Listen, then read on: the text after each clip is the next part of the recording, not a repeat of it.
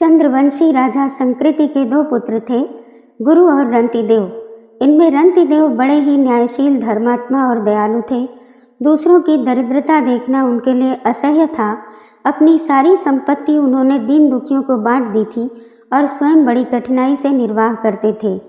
एक बार रंतिदेव और उनके परिवार को 48 दिनों तक भूखा रहना पड़ा। घोर अकाल पड़ा था, जल भी बड़ी कठिनाई से मिलता था। राजा और उनका पूरा परिवार मरणासन्न हो गए। 49वें दिन उन्हें कहीं से घी, खीर, हलवा और जल मिला। उनका शरीर कांप रहा था, उठने की शक्ति नहीं थी, कंठ सूख रहा था। ऐसी दशा में वे भोजन करने जा ही रहे थे कि एक ब्राह्मण देवता आ गए। रंतिदेव ने बड़ी श्रद्धा से उन्हें भोजन कराया और बचा हुआ अन्न परिवार के अन्य लोगों में बांट दिया। वे सब भोजन करने जा ही रहे थे कि एक शूद्र अतिथि आया। उसे भी उन्होंने आदर से भोजन कराया। अब एक चांडाल कई कुत्तों के साथ आया और कहने लगा, राजन, मेरे कुत्ते बहुत भूखे हैं, मैं भी बहुत भूखा हूँ। रंतिदेव ने बचा हुआ सारा अन्न कुत्तों को और उस चांडाल को दे दिया।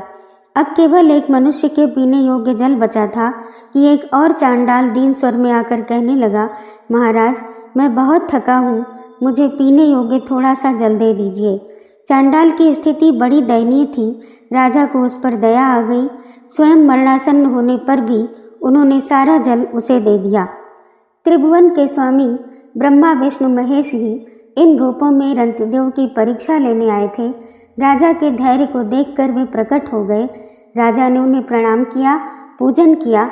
बहुत कहने पर भी राजा ने कोई वरदान नहीं मांगा।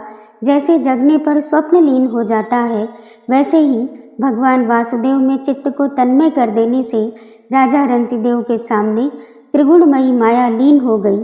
रंतिदेव के प्रभाव से उनके परिवार के सभी लोग नारायण परायण होकर योगियों की भांति परम गति को प्राप्त हो गए।